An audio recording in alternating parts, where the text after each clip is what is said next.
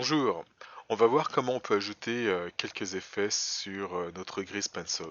Alors pour commencer, euh, je vais me mettre en mode objet. Donc pour le mode objet, j'ai juste à cliquer là et choisir objet. Ou encore aussi avec mes raccourcis clavier avec les touches CTRL et Tab, je pourrais avoir ce menu et aller à gauche ici pour le mode objet. Alors une fois que je suis en mode objet, je vais m'assurer que le plan sur lequel j'ai dessiné est sélectionné. Alors pour ça, je vais cliquer quelque part, on va dire ici sur mon dessin, ou encore dans le outliner ici, c'est stroke, je pourrais cliquer dessus et là il est sélectionné.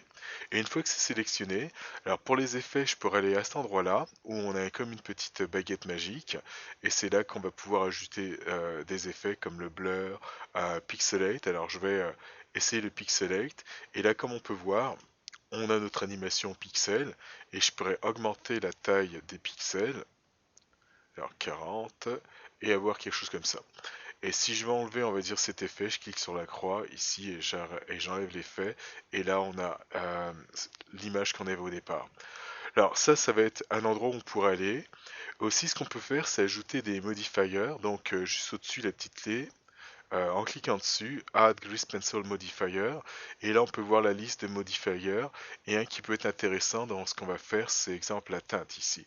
Alors je clique sur la teinte, alors par défaut on peut voir que ça devient un peu plus pâle, et là on a du blanc, donc aussi le facteur est à 50, donc ça mélange à 50% de la couleur qu'on a des dessins qu'on a fait, et l'autre c'est l'autre moitié, bah, c'est le blanc qu'on a là.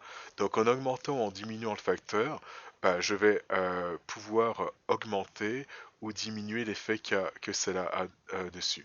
Alors dans mon cas, ce que je vais faire, c'est je vais en le mettant au maximum et, euh, et là, je vais pouvoir changer carrément la couleur de l'ensemble et là, on peut voir que c'est presque en orange.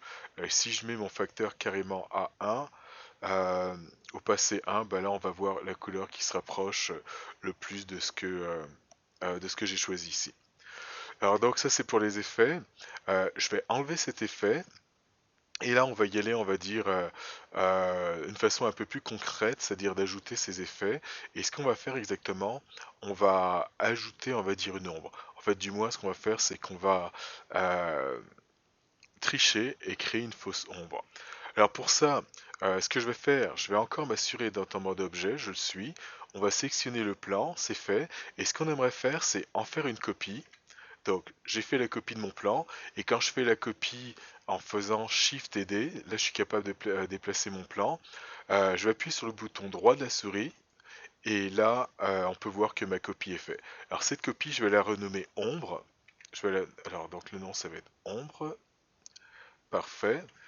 Et sur cette copie, ce que j'aimerais, c'est faire une rotation à 90 degrés selon l'axe X.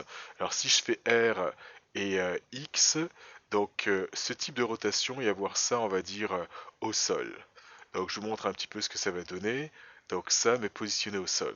Alors je vais faire un undo de l'ensemble, donc 0 pour revenir à ma vue de caméra, CTRL Z pour faire un undo. Et ce que j'aimerais, c'est faire ce type de rotation, mais que ça tourne à ce niveau-là, c'est-à-dire au niveau du pied. Alors pour ça, ce que je vais faire, je vais utiliser mon curseur, mon 3D curseur, et je vais positionner le 3D curseur qui va être utilisé comme un pivot. Alors la première chose que je vais faire, c'est que je vais le faire apparaître. Donc en allant ici dans Overlays, je clique, et là j'ai 3D curseur. Donc là, il est présent. Donc là, on peut le voir ici. Alors pour le déplacer, alors ma configuration, c'est celle par défaut, c'est-à-dire sélection avec le bouton gauche. Et là, bah, si je veux déplacer mon curseur, il va falloir que j'appuie sur la touche Shift et le bouton droit de la souris. Et là, je suis capable de placer mon curseur, on va dire, à cet endroit-là sur le plan.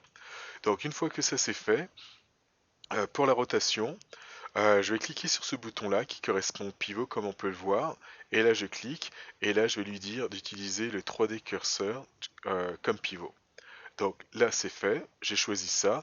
Et à partir de là, bah, je peux faire mes rotations. Alors, donc R pour la rotation, X pour lui dire selon l'axe X, et 90, 9, 0 pour lui dire que ça va être de 90 degrés.